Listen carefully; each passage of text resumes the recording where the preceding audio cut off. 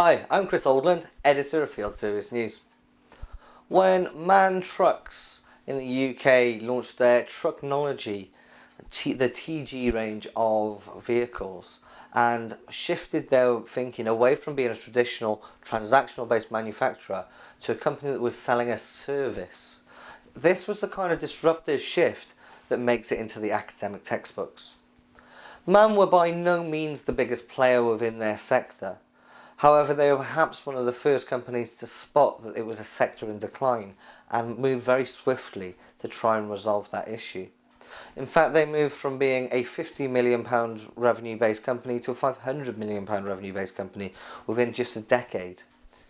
Field Service News caught up with their former managing director, Des Evans, now a business professor at Aston Business School, to find out about how and why they went through that process.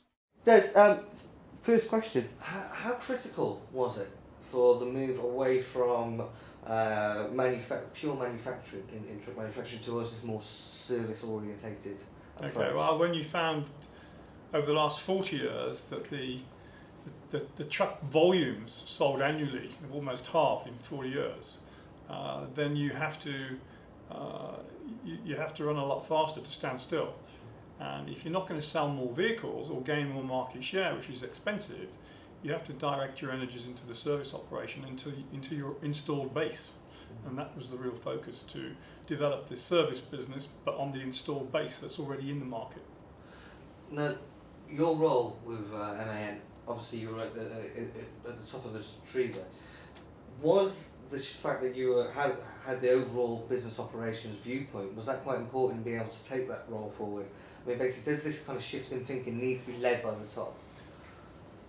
Absolutely, but I mean, before I became managing director, I was sales and marketing director for 10 years. Okay. And I think the organisation was a far more collegiate organisation than most, and we worked very much as a team. So it was very much a team effort, but it was focused on how we could not only sustain a business model, but actually to maintain it. When you're faced with market volumes halving, it wasn't exactly a burning bridge, but you had to do something different. And when we introduced the new model, that was the trigger really to introduce a new business model as well.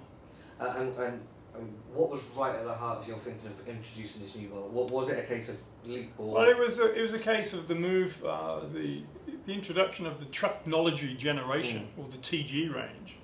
That was the introduction of electronic digital vehicles as opposed to analog mechanical vehicles. And it gave us the opportunity to present a completely new business case to the operator by including 3-year servicing as standard, not something that you charge for, but then it required a completely different service organisation to handle that, and a completely different sales force. So the challenge was interesting, and it also did help us move a market share from 8% to 12%, albeit in a smaller market.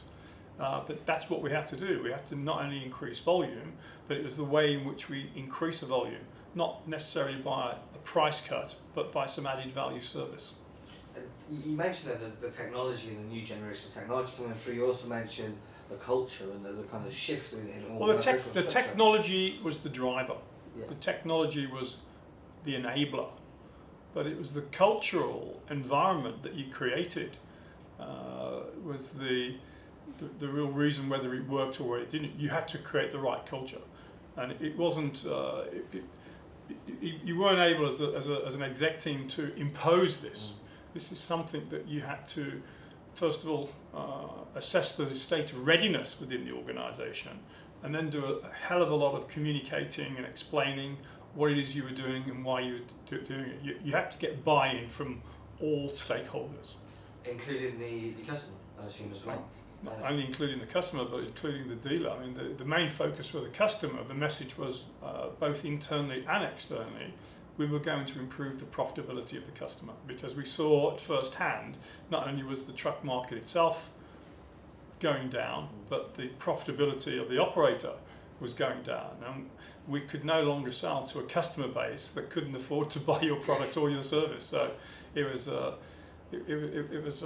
simple case of trying to help the customer become more profitable and by doing that you could secure your future business. And did that kind of that more customer-centric approach, did that lead to a different type of customer relationship at all? Well, I think it first of all led to you were far more critical about the customers that you could approach, and one of the key questions in a credit risk world was to assess the credit worthiness of the customer base you were trying to deal with, and that was a key question. It also meant that as a business unit we were much more reliant upon financial services to secure our business. Therefore you had to introduce a completely new mindset to how you approach the market and what it was you were actually delivering, because you, instead of just selling the hardware, you were actually selling the cost of use. Instead of selling the truck, you were selling kilometres and a guaranteed cost per kilometre. So it was a complete mindset change. And one final question, Des. Obviously, this was revolutionary. This was something that nobody else was really doing at all before you guys took it on. Do you think that now, are you kind of seeing the rest of the market catching up? Are they going to catch up? To use that kind of cliche. It takes a long time. I mean, it took us 10 years to become an overnight success, and I think it's not something that's easily to imitate or copy, because it relies so much on the human factor. The service world it relies a lot on the human factor. So the sort of management skills required, as opposed to just the technology skills, that is a key component. And your human factor and the people that you employ, they're unique, and the competition haven't got them. So whilst you've got good people and you can retain good people, you'll always keep ahead of the game. And that's Des Evans there of Aston Business School, formerly Managing Director of MAN Trucks. And remember, if you want to stay ahead of all the latest trends in field service, make sure to subscribe to fieldservicenews.com. You'll find more videos, you'll find expert features and interviews with some of the leading thinkers in the industry, all the latest news, and a whole raft of different resources, including white papers, webinars, podcasts, and much more. But for now, my name is Kris Oldland, editor of Field Service News. Thank you so much for watching, and we'll see you again soon. Take care.